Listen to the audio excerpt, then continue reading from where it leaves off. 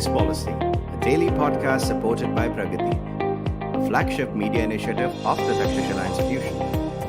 We're a bunch of policy nerds based in Bengaluru, and we like to bring a fresh perspective to Indian affairs and an Indian perspective to global affairs. So grab a cup of coffee, sit back, and join us for today's chat. Hello and welcome to another episode of All Things Policy. I'm your host, Shrikrishna Upadhayaya, and our guest today is Sachin Kalbag. Sachin recently joined Takshashila as a senior fellow in information policy and governance. Sachin is an experienced newsperson. He has over 28 years of experience in different newsrooms in India. He has also worked abroad. He served as the editor of The Midday, The Hindu, and The Hindustan Times. And today we are going to be talking about newsroom economics and why it matters. And I cannot think of a person better than Sachin to take us through this issue. Welcome to All Things Policy, Sachin. Thank you so much, Sri. Pleasure to be here. So I understand, Sachin, you're not new to podcasts at all, right? In fact, you're a veteran podcaster. But this is your first episode of All Things Policy. So how does that make you feel? Yeah, it's a little overwhelming because when I see that my colleagues all have done so many episodes of podcasting with All Things Policy, and each of them carries so many years of expertise with them and so many years of experience. It's a little overwhelming. I mean, I do have experience in newsrooms, but when I see these intellectual giants who have preceded me in All Things Podcast, it can be a little overwhelming. So I'll try my best, Shri. I hope not to disappoint you.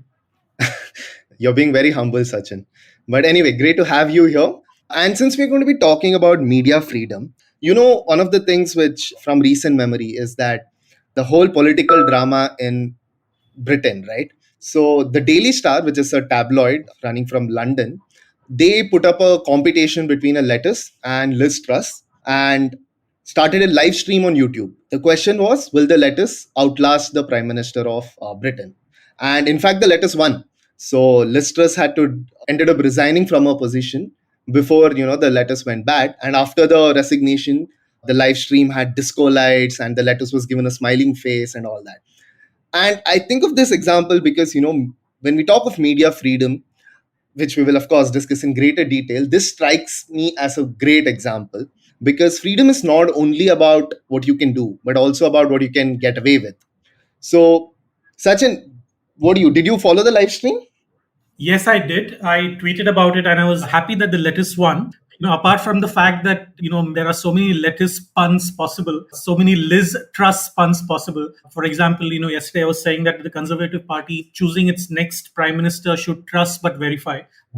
So, yes, I mean, you're spot on there. Media freedom is not only about, what you can say, with a great deal of responsibility, of course, but what you can get away with. And traditionally, American society, liberal democracies like the UK or many of the European democracies, especially the Scandinavian ones, where media freedom has been, they've been leading the world with media freedom. That is something that is still aspirational in many areas in India.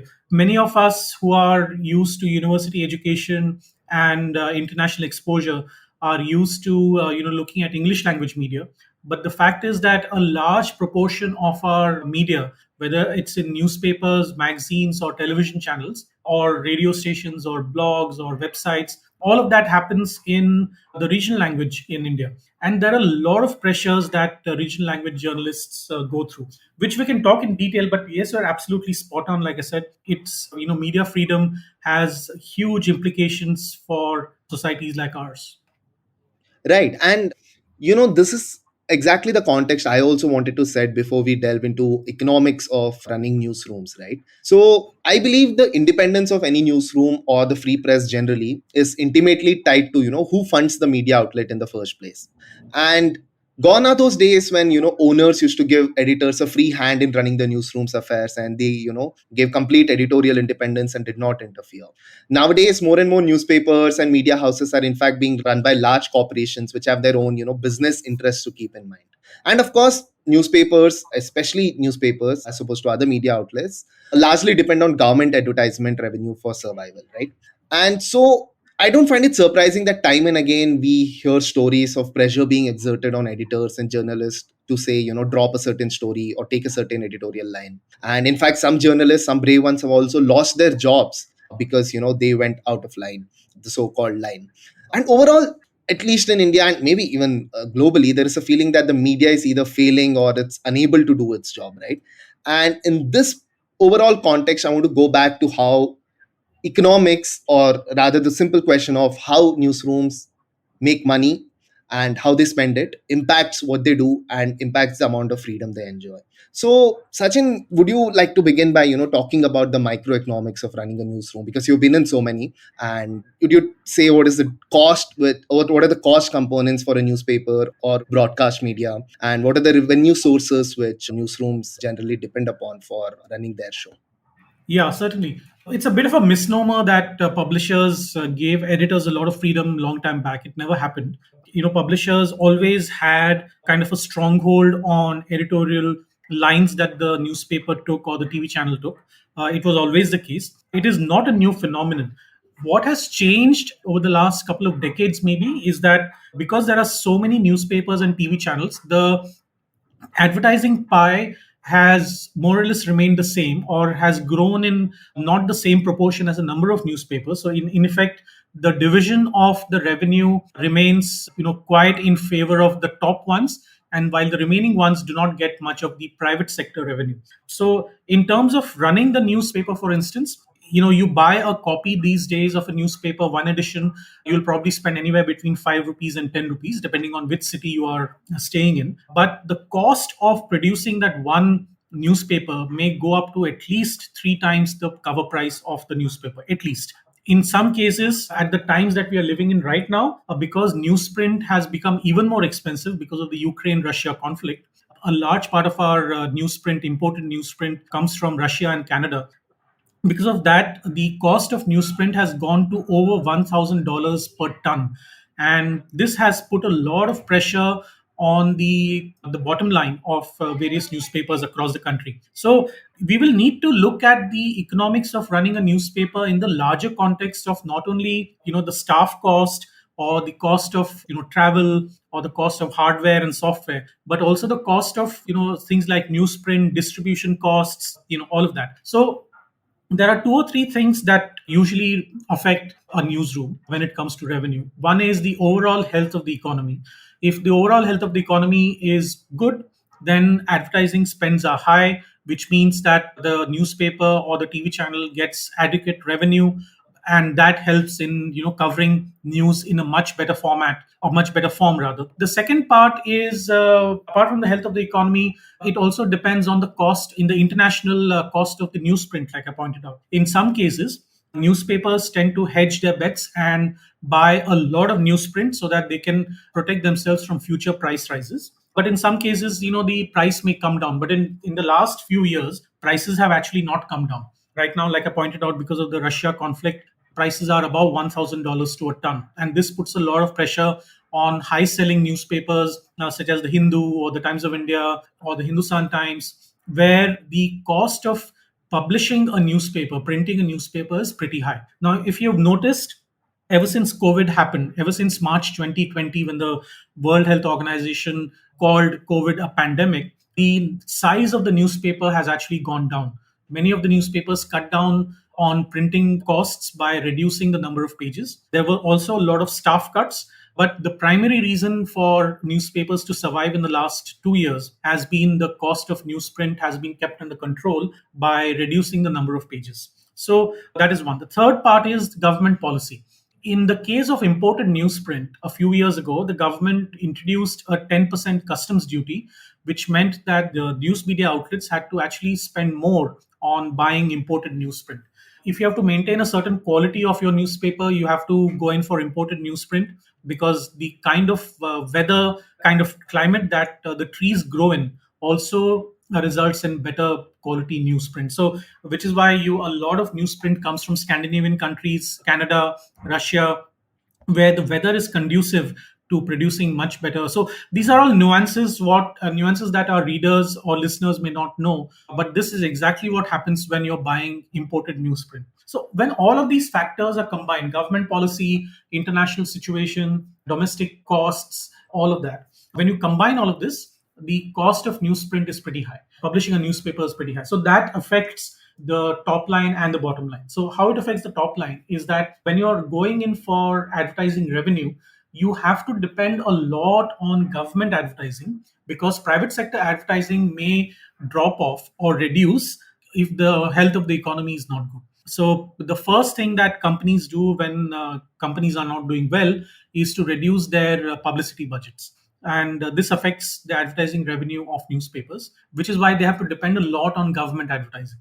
Now, like I pointed out earlier, more than significant proportion of newspapers are dependent on government advertising, because the private sector advertising depends, or rather is calculated mostly on ROI. So if I have to advertise only in the big newspapers, my ROI is much better than spending 1 lakh rupees spread across 15 newspapers. So given that the smaller newspapers never get any private sector ads, or get very little, so which is why they have to depend on government advertising. And if they don't cater to the whims of the government, or to to cater on, or not, if they write anything against the government may take a bleak view of that, and then it impacts the revenue. So it's a kind of a vicious cycle, Shri, and that impacts the overall freedom. So the economics of running a newsroom is also important for the health of a democracy, because if you want to maintain a liberal democracy like India's, then you need to have a very, very strong newsroom, that you can operate in. So it's all interconnected. I feel that the economics of running a newsroom is so important to a society like ours that we cannot ignore this factor in our media. No, that's very interesting, Sajjan. The fact that how, some faraway events in Europe between two countries that can affect the quality of news that you and I enjoy here, right? But I think that's how things work. But what about broadcast media, Sajjan? So, what are the costs there? What are the revenues there? Are they doing better? Because I'm assuming more and more advertising is shifted to broadcast and digital media now. So, are they better off? And what are the dynamics of a broadcasting newsroom? A large proportion of advertising does go to broadcast media, but again here it is dropping off, especially after COVID. There was a stagnation in revenue generation for broadcast media and newsprint media after COVID took over, after COVID happened. And much of the advertising now has shifted to digital, or at least there is increased awareness amongst media planners to go digital. There are two or three reasons for this. One is that print advertising still remains very, very expensive. Two, you cannot target print advertising to exactly the customer that you want. It's a take all situation where I have to give an ad in a newspaper and it goes to, let's say, 1 lakh subscribers. I don't know who those subscribers are. I don't know which areas they live in, or what is their demographic background. Who are the people that are picking up my newspaper copy from the newsstand? So I may have an idea, but it is not as detailed as a digital targeted ad.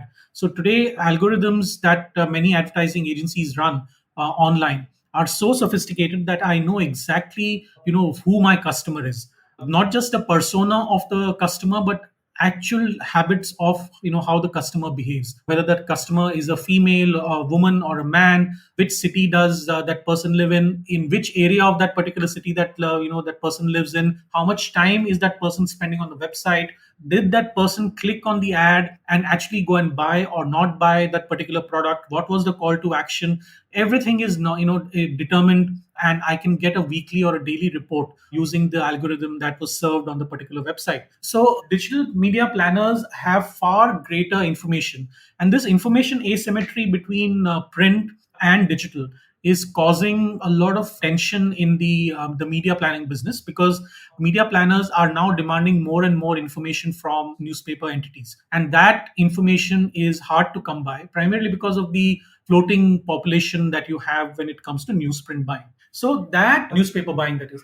So those are the factors that are determining where advertising is going. It's a similar thing with digital also, so with broadcasting as well. So if your broadcasting platform is on cable, then it is difficult to understand, that is the local cable wala, it is difficult to understand who the demographic is, because the local cable wala does not, he or she just goes and completes a cable connection. But if you have a DTH connection in your home, then maybe you'll be able to track it much better. If you have a digital connection using your Wi-Fi and 4G or 5G services, broadband services, then maybe you'll be able to track it better.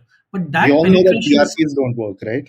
Yes, and the thing is that if the information that I'm getting is not good, then planners will again not be very happy with this kind of a situation.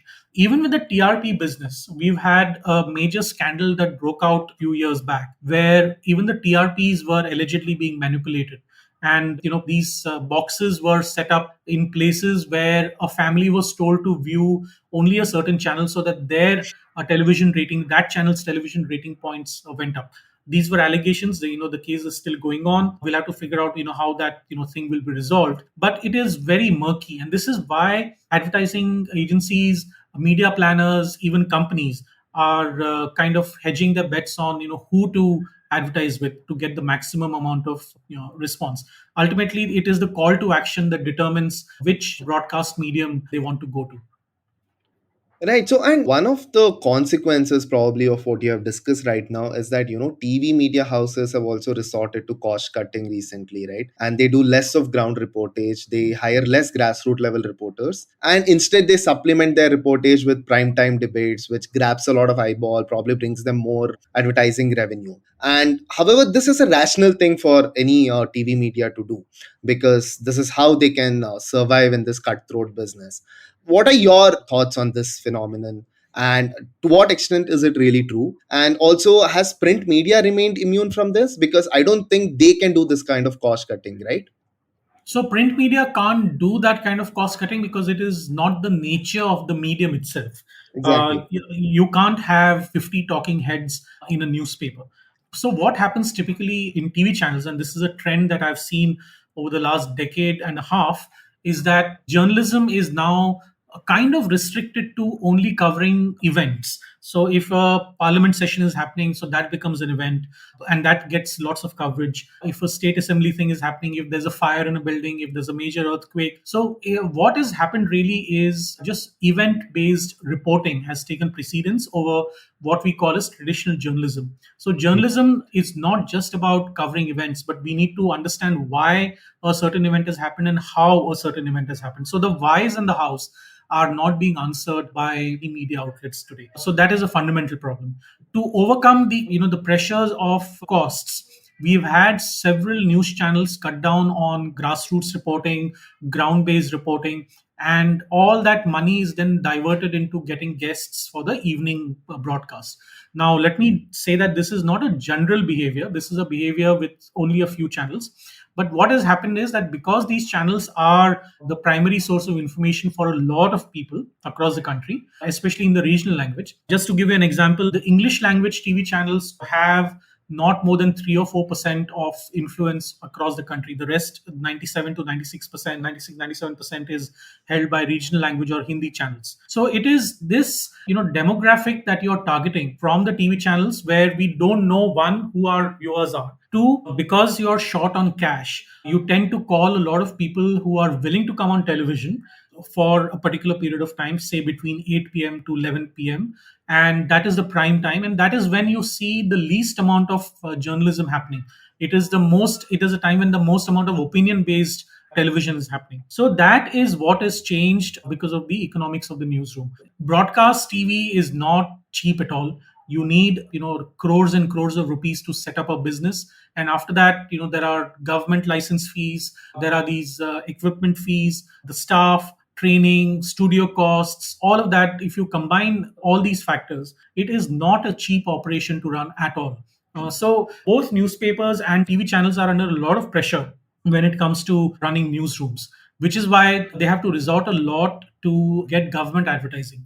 And so, like I said in the beginning, this becomes a vicious cycle. Because you need government advertising, you need to have programming that is not going against the government. You may not have a completely favorable coverage for every policy that is decided by the government, but if you don't go against it, it's much better because then you're seen as a neutral channel or a neutral media outlet, which means that the government will continue favoring you as a place to advertise. So even within the advertising budgets that the government has, they have tiers. So essentially, if you have a circulation above a certain level, then you get more money. If you have a circulation below a certain level, you get less money. So even the newspapers and TV channels need to get their TRPs, or or in newspapers the equivalent of a TRP, which is subscriptions, to a certain level, so that the government knows that this particular newspaper is at a certain level of print run, as we call it.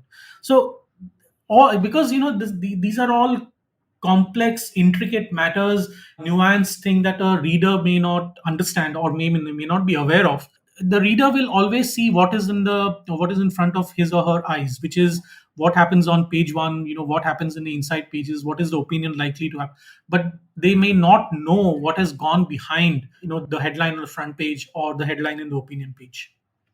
Right. So I have two observations to make. So one is about the inability of newspapers to hire as many grassroots level reporters as they could in the past, or as they would like to ideally. So does this also mean that they're ever more reliant on wire agencies, like we have big ones in India like ANI or IANS for news? And the second is, a lot of these government advertisement in newspapers comes from some statutory provision, right? Apart from, of course, the PR publicity which the government does, much of these advertisements pertain to, say, job notifications, tenders, auctions, so on. And the idea behind making such rules was that to give maximum publicity, government entities or public sector units were required to publish these advertisement in newspapers. But today, I don't know, like I think more people are accessing internet than they're reading newspapers. So I don't know how long these kind of mandatory advertising requirements will also hold. And if that way to change, then possibly newspapers will face even bigger crisis. Yes, absolutely. So there are these mandatory ads that are placed, so especially tender ads and job ads, which Yeah. need to be placed in newspapers. If there is a government notice, it needs to be put in a newspaper. So I'm not talking about the DAVP, which is the Directorate of Audiovisual Publicity. I'm not talking about those ads, but the ads that are mandatorily kept published or printed in newspapers by government agencies. So this includes, public sector undertakings. This includes ministries, all of them which are affiliated to some department or the other in government. They have to place ads. Now, if in the near future, I don't know whether these ads will go away. I think it will remain part of government policy to place these ads. But like I said, a lot of small newspapers depend on these ads to get their revenue. If you go to tier 2 and tier 3 cities and towns, small towns, you'll find that there is a proliferation of 4-page newspapers or 8-page newspapers, and these are typically tabloid in size. You'll find that a lot of the page 3 ads or page 4 ads or page 5 ads are dominated by government tenders and notices. So the other kind of ads that these newspapers get are your retail ads from the local market. So that is not a consistent form of revenue. The government ads are a consistent form of revenue. Even with big newspapers, including the biggest ones in the country, close to 15 to 20% of all their ad revenue comes from government. So Dainik Jagran, the Hindi behemoth, the English behemoth, the Times of India, part of the Hindustan Times group is the Hindustan newspaper in Hindi and the Hindustan Times in English, the Indian Express, the Hindu, the Telegraph in Calcutta, the Tribune in Chandigarh. All these newspapers tend to corner a majority of the government ads. Dainik Bhaskar, for instance, will get a lot of these government ads also. So you will find that a lot of these newspaper entities, which are large in nature, and these are multi-thousand crore media outlets, they also depend on government advertising for their survival. So there is no escaping government ads, and also there is no way that you can avoid government ads in order to remain sustainable for the near future. It's a situation where, well, I mean, let me put it this way: it's a Hobson's choice. I mean, there is no way that you can avoid government advertising. So, and the government knows this. No matter which government is in power, the government knows this. So you will have a lot of influence of the government in determining what the price of the advertising is in a particular newspaper. And because of this, the publishers and the editors will always be under pressure. Whether that pressure is very vocal, or in some cases very very subtle, the reader may not know, but the fact is that it does happen. Right. Thanks, Sachin. So At this point, let's take a short break and we'll come back with more discussion on how to break out of the vicious cycle that Sachin just elaborated for all of us.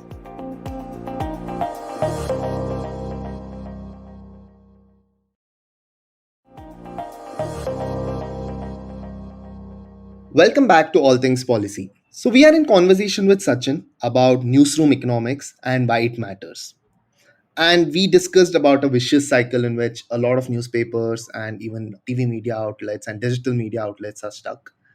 And in order to break out of it, one of the new ways of doing business for media is through subscriber driven revenue models, and this essentially means that you have to pay for your news. In fact, I remember when internet was just starting out and everybody was accessing news online. Most of these newspaper, Times of India, the Hindu, Indian Express, all of them were available for free, but sooner or later they realized that model is not going to work and they need to start charging subscribers. So what has happened is now you find some stories free, maybe like 10 articles per month, or a certain kind of reporting for free, and you have to pay some money, some monthly subscription fees for accessing the premium content, and this seems to be catching up. So Sachin, first of all, would you like to describe in more detail for our listeners how exactly this kind of subscriber model works? And secondly, a more important question according to me is that how do you compete, right? When information is so freely available over the internet all over, especially social media, Facebook, WhatsApp, Twitter, and all of that, how do you make people pay up for quality news?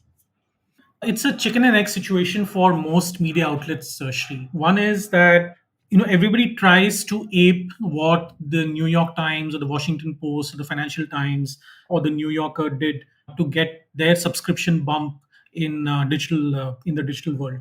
It may or may not be applicable to the same model may not be applicable to India, where the subscriber behavior is quite different from the subscriber behavior in the US or the UK or even in Europe.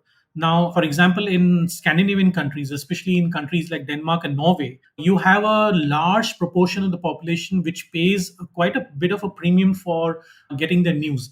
But let's remember that all these countries are either single language countries or two language countries. Mostly their media is done in just one language. But in India, you have so many languages in so many regions of the country that it's practically impossible to have a nationwide policy for even a single media outlet. It's very difficult to do that. So that is one. The second point is that subscribers are not aware of the cost of printing a particular newspaper or broadcasting a particular TV channel.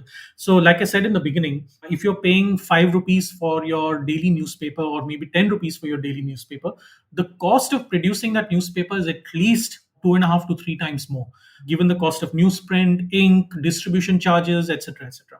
Now, to cover that, newspapers will have to charge at least 30 rupees for each copy of the newspaper to recover those costs or to make a modest profit. On top of that, you will have advertising. But a lot of newspapers, and their fear is that if you increase the cost, the subscription base will go down. And that is the biggest fear that publishers have in their minds when it comes to newspaper costing or pricing rather. So, Times of India will refuse to increase the cover price of its newspaper, and which is why all other newspapers then will have to follow suit. Similarly, a Dainik Jagran or a Dainik Bhaskar in Hindi will have to, refuses to increase the cover price, and that's why everybody else refuses to increase the cover price. So what happens really is that because the leader has said that I'm not going to do this, all others follow, and the entire industry, so to speak, then it kind of falls into the same trap. Now, in broadcasting or internet, what has happened is that you have the option of paying for extra news or maybe opinion, or in some cases in India there are these freemium models where you, like you pointed out, there'll be some articles free per month, but you can actually have subscription based reading for websites. So all the leading newspapers now have subscription based websites, but there again, what is problematic is that it's again either take all or nothing. So if I have to subscribe to a newspaper, then I have to subscribe it for the entire year, and then I'm stuck to that. If I don't like the content, can I opt out of it? If I don't opt out of it, my money is stuck. Suppose I don't like to read everything that a newspaper offers. Can I read per article? That model is not available. Even with 100% digital outlets like the Ken or the Morning Context or Scroll or the Wire, you don't have per article reading subscription models, so which is quite common with academic journals the world over. So when you have these micro payments not available, it becomes even more difficult for publishers to attract readers online. So it's a combination of intent, it's a combination of technology, it's a combination of how your mainstream media is functioning. If the revenue is skewed in favor of mainstream legacy media, that is in the newspaper, 80% of the revenue still comes from print and only 20% comes from digital. Publishers will not give the same kind of attention to digital as they would give to their print publication. So, and especially during festivals like Diwali or Dasera, Christmas, New Year, Valentine's Day, when advertising quantum is high, then print, for a lot of people, including digital only products such as Amazon and Flipkart, print becomes the main medium of advertising. So given all the complications of technology, intent, the economics of running a newsroom, it has become a very, very difficult proposition to find the holy grail for the Indian scenario. And that holy grail is not found even in maybe in America or in Europe, where only a few publications have cornered a significant proportion of the digital subscription pie. This is also because, again, because of competition, because you have more than 1 lakh newspapers registered in India. If you subscribe to one, if you pay your digital subscription to one, why should I pay for the others? Is a thought, is the behavioral aspect of a customer's interaction with a newspaper or a TV channel. So given all of this, even the subscription based model is going through a lot of churn as we speak, Shri. So while it is one of the options available to publishers, I don't think at this point of time it is the option that publishers will go to as the first choice. Right. So I think the first part of what you explained, how we have been used to paying so little for newspapers, especially the older generations, right? So I think there's also an anchoring effect at play here. So if I've been paying 5 rupees per newspaper and that adds up to around 150 bucks a month, then suddenly you want me to pay for online reading as well. And that is, marginally costlier than this. I think people are just unwilling to pay up because they've enjoyed free news for so long, especially over internet. And the other thing is, like you mentioned, yeah, there is no per article pay per view sort of like model available, because in fact I wouldn't want to read all the articles which appear in Hindu, right? Maybe I want one op-ed from Hindustan Times, one from Hindu, one from Indian Express, and unless I have subscription for all the three or one service which gives me access to all the three, there is no way that I can do it. I'll either have to forego that or find some other way to sort of break the paywall. So in this situation, I do think like there is some a scope for innovative pricing models to have to come from the news industry. And are you aware of any successful examples of this which have sort of incentivized people to pay for their news? There are a couple of online services like Press Reader or Maxter, which provide you with the hard copy, that is a PDF version of the newspaper, if you provide a certain price. And it gives access to a lot of newspapers, not just one. A lot of the subscriptions for Indian newspapers actually come from abroad. The diaspora, the Indian diaspora, which is about 32 million across the world, many of them subscribe to Indian newspapers because they want to be in touch with what is happening back home. And that is the primary reason for a lot of subscriptions coming from America, from Europe, from Australia, from Southeast Asia, from the Middle East, from North Africa, where a significant portion of Indian population resides. I mean, that is a diaspora population resides. And that is something that is sustaining the international subscription model for Indian publications. But if you look at a successful model in terms of an overall, one app catch-all situation, it is very difficult to find that, because newspapers themselves do not have, kind of consistent behavior, because they look at each other as rivals. So the moment you reduce the cost, other newspapers will reduce the cost to undercut you.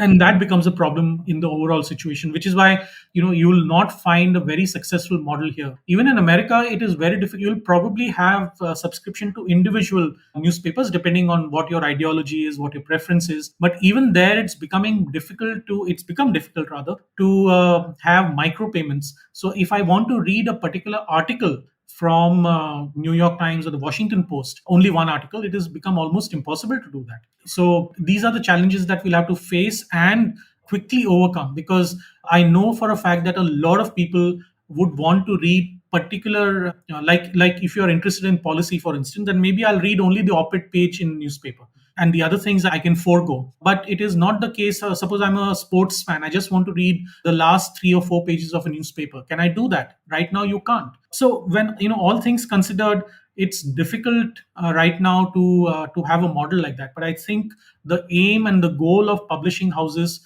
should be to give rather choice to readers to increase their own revenue. I think it's in the interest of broadcast channels and newspapers to give this choice to their audience, so that they can grow and thus invest more in grassroots reporting and better analysis, and not fall prey to government pressure. Right, and I actually wanted to pick on broadcast media as well, because a lot of these TV news channels are also priced very cheaply.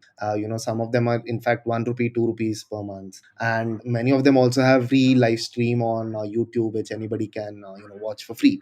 So in that situation, I mean, and given the pressures of running the newsroom, and the fact of how we talked about this affecting their independence and their ability to bring out stories which really matter. So, what is the way out for TV channels? What do you think?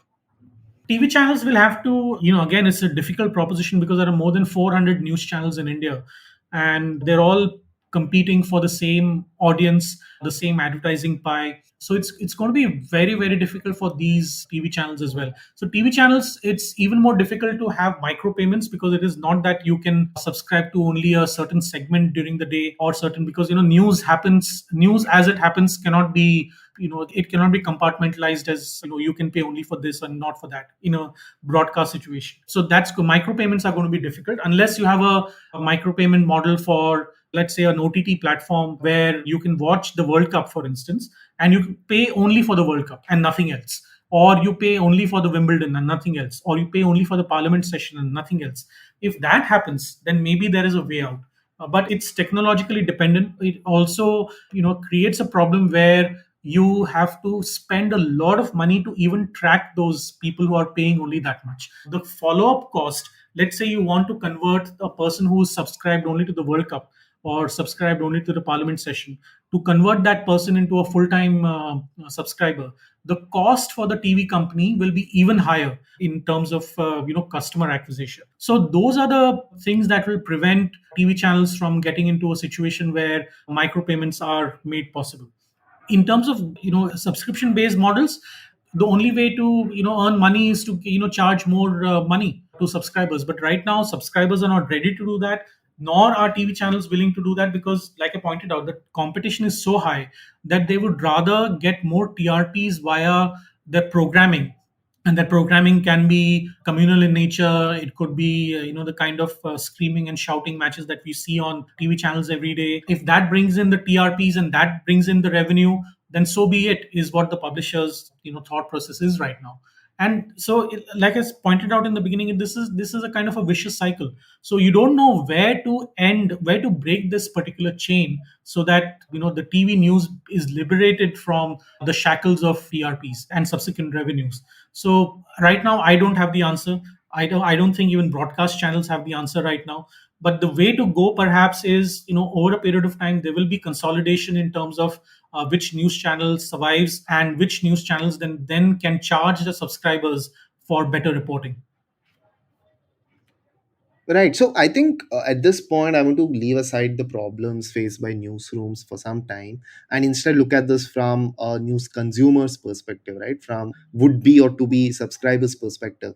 And one of the things which I believe really benefits any democratic society is to have a good public broadcasting system. And we have seen this in the case of PBS in the USA and BBC also to a great extent in the UK. But the public broadcasting situation in India is nowhere close. And in fact, I think there is one law which says that all cricket broadcasting should be made publicly, made freely available to the public broadcaster, DD Sports.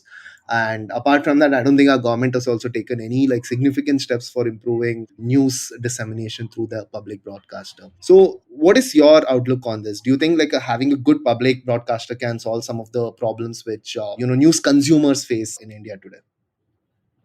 To be honest, we actually have a good public broadcaster. Doordarshan, Prasar Bharati is actually a very good public broadcaster given the kind of programming it has. The only challenge for public broadcasters in India is because it is 100% government funded. It has to be pro-government, regardless of which governing is governing the country at that point of time. So that is one challenge. One way to overcome that challenge is what UK does or the US does, where NPR, which is National Public Radio in America, or PBS in America, C-SPAN in America, all of these public broadcasters, they charge their readers or their subscribers or their viewers or their listeners to pay for what, and there is a constant flow of money from independent NGOs, trusts, to all these public broadcasters to keep the level of independence. In the UK, you pay a television tax every year to maintain independence of the BBC. So even if the BBC is a public broadcaster, it is independent of the government when it comes to editorial content. That is not the case in India because, again, people are unwilling to pay for public broadcasting. So in the case of PBS, for instance, they have not only political reporting, but they also have science reporting. They also have health reporting. They have multiple streams of reporting, which the mainstream media such as CNN or MSNBC or Fox News is unwilling to take on because it does not give you enough ROI. So that is another challenge that public broadcasters can overcome if they're willing to put money in these topics of broadcast, topics of news. In India, while we have an excellent broadcaster in terms of reach, in terms of understanding grassroots, because I see that Doordarshan or All India Radio, they do a lot of grassroots reporting or analysis. Some of the programming on All India Radio, and I'm a regular listener of All India Radio, is excellent. I mean, it is an international quality in terms of the kind of views that are expressed, and many of the views that are expressed are completely independent of government, because these are experts that come from various fields, and so far the government has not shown any kind of inclination to interfere in their points of view. The only challenge that India has in terms of radio broadcast is that private channels are not allowed to broadcast news. Only the public broadcast, All India Radio, is allowed. So we'll have to overcome all these challenges to figure out whether there will be a challenge to public broadcasting in terms of news. But I think we'll have to open up the subscriptions to the consumers of news that may be willing to pay for an independent public broadcaster, which is not the case in India so far. So while in terms of programming, we do have excellent work that is being done by Prasar Bharati, it is not completely independent of the government. And that is a main challenge that I see that we need to overcome. No, that's fantastic actually, because I'm honestly surprised to hearing your fair sort of positive outlook towards the public broadcaster in India. I think the problem then is more in terms of awareness, and especially in cities when we have already moved on to cable TV and internet and all that, and radio has fallen behind, and even DD News or DD programming has sort of, I mean, we have better options is what most of us believe, right?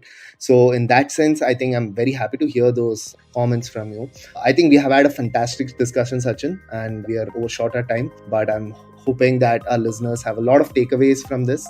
And I want to thank you for taking your time out and joining me for this discussion. Thanks, Sachin. Thank you so much, Steve. It was a pleasure talking to you. Thank you.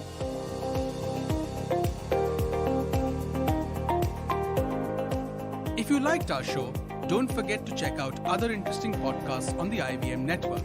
You can tune into them on the IVM Podcast app, ivmpodcast.com, or wherever you listen to your podcasts. You can also follow IVM on social media.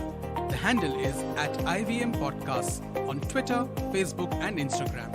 And hey, if you'd like to dive into Takshashila's research on technology, strategy, and economic affairs, check us out at our Twitter handle @TakshashilaINST or our website takshashila.org.in.